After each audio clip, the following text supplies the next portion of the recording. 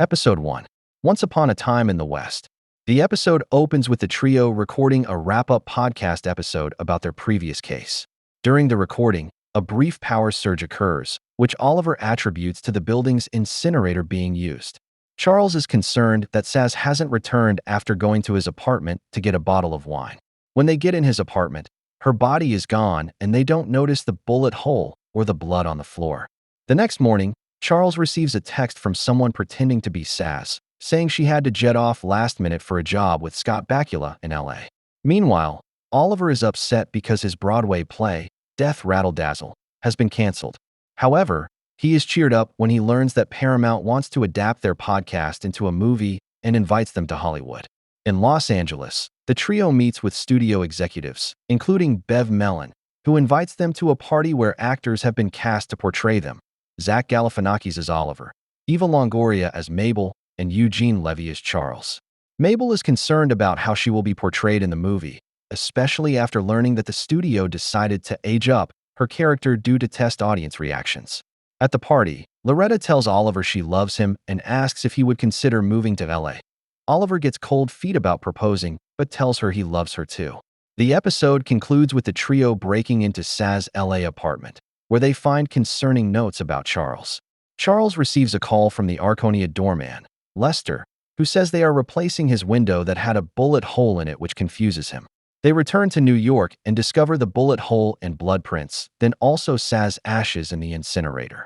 Charles texts Saz's phone, asking who they are, and receives a reply, "Not your freaking friend." Episode 2. Gates of Heaven. Charles, still reeling from Saz's death, refuses to wash her ashes off his hands, opting instead to preserve them in a mason jar. During this time, he begins to hallucinate Saz's presence, who offers cryptic guidance and emotional support.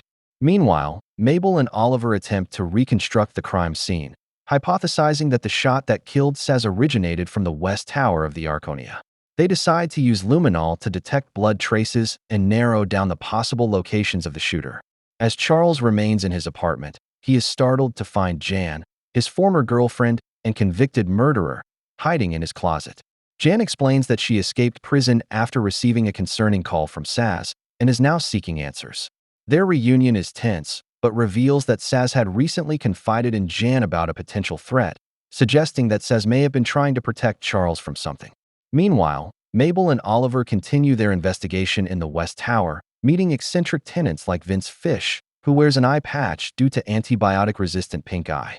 They also discover a peculiar apartment with a pried-open window, a footprint, and a pig in the bathroom, clues that point to a possible sniper's nest.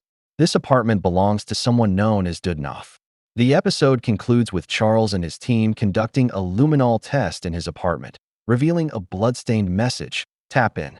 This phrase, significant to Charles and Saz's stunt work, suggests that Charles was the intended target all along. Episode 3. Two for the Road. Detective Williams informs the trio that the FBI has taken over the case and suspects Jan may have orchestrated Saz's murder from prison. She also reveals that a bullet casing was found in Dudnoff's apartment, the suspected sniper's location. Neighbors claim Dudnoff is in Portugal, but Rudy Thurber, known for his year-round Christmas decorations, was absent from his own apartment the night of the murder, raising suspicions. The trio and their actor counterparts, Eugene Levy, Zach Galifianakis, and Eva Longoria, split into pairs to investigate as the actors want to get to know the people they will be playing in the movie. Charles and Eugene visit Vince Fish, who wears an eye patch due to pink eye. Their attempt to get him to remove the patch leads to a confrontation, but they confirm Vince is not the killer as he has an alibi for the night of Saz's death. They also discover a photo of a person holding a pig, linking back to the one found in apartment 1F, or also Dudnoff's apartment. Mabel and Eva confront Rudy, who reveals he hates Christmas and only decorates for his fitness influencer persona. They also determine that the silver substance found at the crime scene is not flammable tinsel, as previously thought, making them believe Rudy is innocent.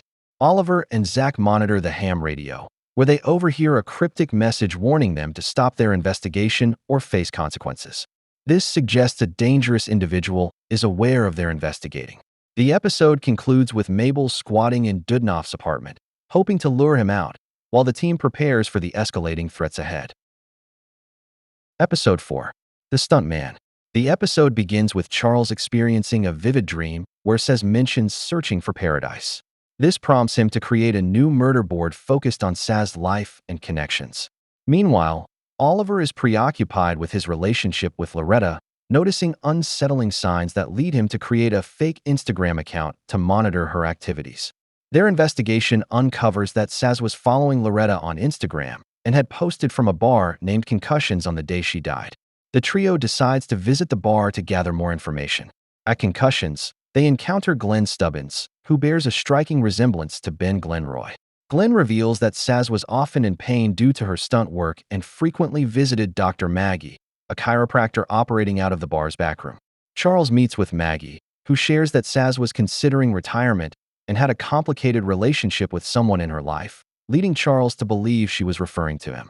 Back at the Arconia, Mabel discovers that the West Tower residents, known as the Westies, are illegally subletting rent-controlled apartments from Professor Dudnoff, who now lives in Portugal. They offer Mabel a similar arrangement, allowing her to live in the apartment for $200 a month, provided she keeps their secret. The voice on the ham radio is revealed to belong to Rudy's ex-girlfriend, Helga, who is paranoid and not involved in the murder case. She didn't want them exposing the building's rent scandal. Charles, feeling guilty about Saz's death, decides to honor her by participating in a traditional stunt performer tribute at Concussions. He lies on the bar's pool table as patrons smash breakaway bottles over his head. During the tribute, Glenn accidentally hits Charles with a real bottle, knocking him unconscious. While unconscious, Charles has a vision of Saz, who reveals her dream of opening the Saz Pataki Impact Academy for aspiring stunt performers. The trio later visits the location, only to find Bev Mellon from Paramount Studios holding a gun, threatening them. Episode 5. Adaptation. The episode picks up with the trio confronting producer Bev Mellon, who had previously threatened them at gunpoint. Bev explains to the trio that she was trying to investigate Saz's death because Saz left her an unsettling voicemail about a problem with the film. Suspecting the killer is someone helping with the film production, the trio interrogates screenwriter Marshall P. Pope, who is revealed to have been faking his appearance to look more like a credible writer. Marshall proves he has an alibi for the night of the murder and questions Charles's theory that the murder and the disposal of the crime scene could actually be done in 12 minutes. After Oliver fails to reenact the murder in that amount of time, Mabel discovers that, on the photos they took of the film crew, someone has the same shoe print they saw in Dudnoff's apartment. On a photo shoot with the cast and crew, Eva helps the trio set a trap with tacky mats so that the shoe prints can be visible, while Charles realizes the murder is, in fact, feasible in 12 minutes if two people are involved.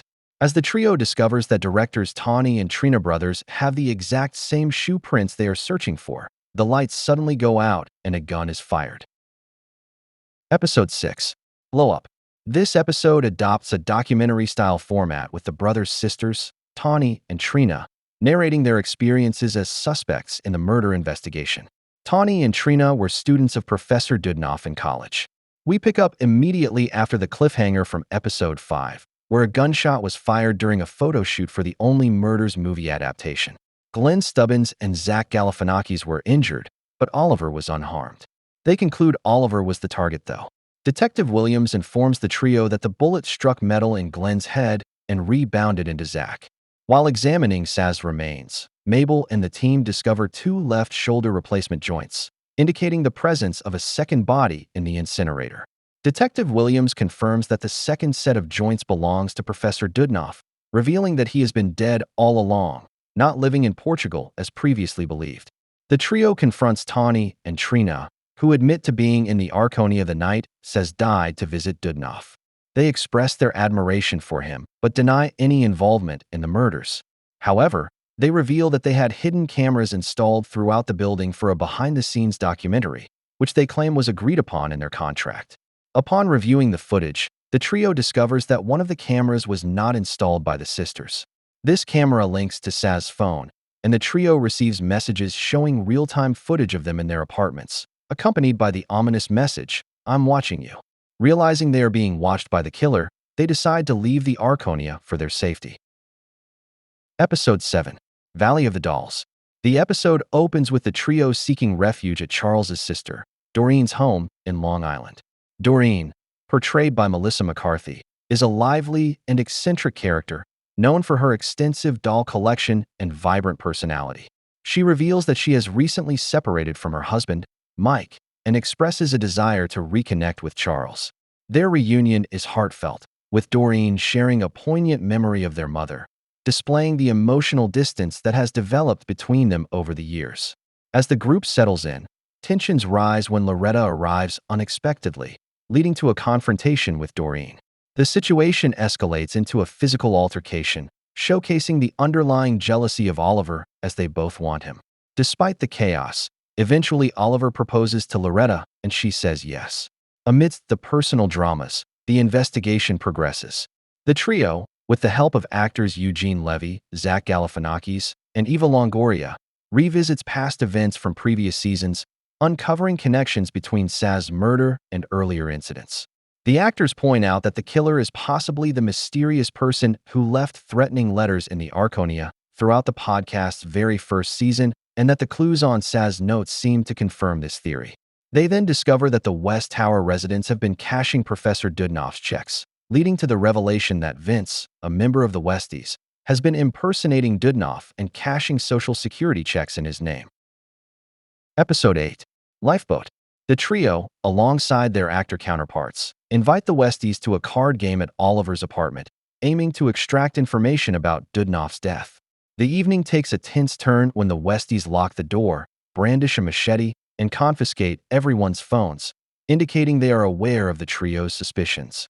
In a series of flashbacks, each Westie recounts their relationship with Dudnoff, revealing how he became a surrogate family member to them after his wife's passing. Dudnoff had sublet apartments in the Arconia to them, creating a close-knit community centered around their Friday night game night, where they always play oh well. The Westies explained that Dudnoff had been diagnosed with a terminal illness and, not wanting to burden them, planned his own death. He took a lethal dose of pills and asked them to cremate his body in the building's incinerator, telling others he had moved to Portugal. To maintain the illusion and keep their homes, they continued to cash his Social Security checks. Vince reveals a film Dudnoff made for Helga, explaining his decision and apologizing for not telling her the truth before his death. Helga, who had been suspicious of the Westie's story, shares that Saz had confided in her about a dangerous stuntman named Glenn Stubbins, who had harassed her while on set for a TV series. Helga thinks Glenn should be their new #1 suspect. However, Glenn is currently in a coma after being viciously attacked, complicating the investigation. Mabel decides to delete the recorded confession she had, choosing to protect the Westies' rent scandal secret out of respect for their bond, and she no longer believes any of them killed Saz. Episode 9. Escape from Planet Kongo. Charles and Oliver, during a meeting with Ron Howard, uncover that screenwriter Marshall P. Pope was once Saz's stunt protege. This revelation is alarming, as Saz had previously expressed concerns about someone from her past being a threat. Unbeknownst to them, Mabel is currently alone with Marshall in her apartment, assisting him with script revisions he asked her to help him with. While retrieving a beer from the case Saz had brought to a previous gathering, Mabel discovers a hidden draft of the only murders in the building's script, authored by Saz herself. This finding raises suspicions, especially since Marshall had claimed authorship of the script. As Mabel processes that he stole it from her, she receives a text from Charles warning her about Marshall's past connection to Saz. Marshall, noticing the message, becomes agitated and confronts Mabel. He confesses that he had stolen Saz's script and sold it to Paramount, fearing exposure when Saz threatened to reveal the truth.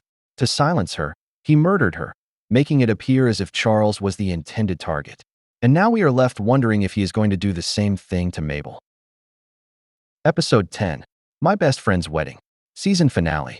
The finale picks up with Mabel in a dire situation, held at gunpoint by Marshall P. Pope, who has confessed to murdering Saz Pataki to conceal his theft of her screenplay. Charles and Oliver, realizing Mabel's danger, orchestrate a daring rescue by traversing the Arconia's ledges, enlisting neighbors Vince and Rudy to create a distraction for them. They get in and confront Marshall, who admits to killing both Saz and Glenn Stubbins to protect his secret.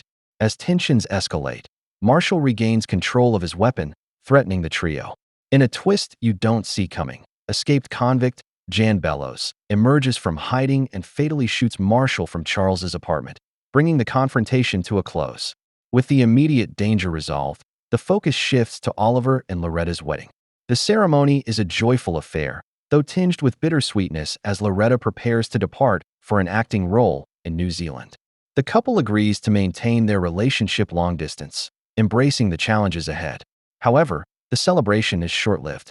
As the trio strolls through the wedding venue, they discover the lifeless body of Lester, the Arconia's beloved doorman, in the fountain. This shocking revelation sets the stage for the next season's mystery, hinting at deeper secrets within the building. And that is it for Season 4. We'll get Season 5 uploaded whenever it is released. Thanks for watching.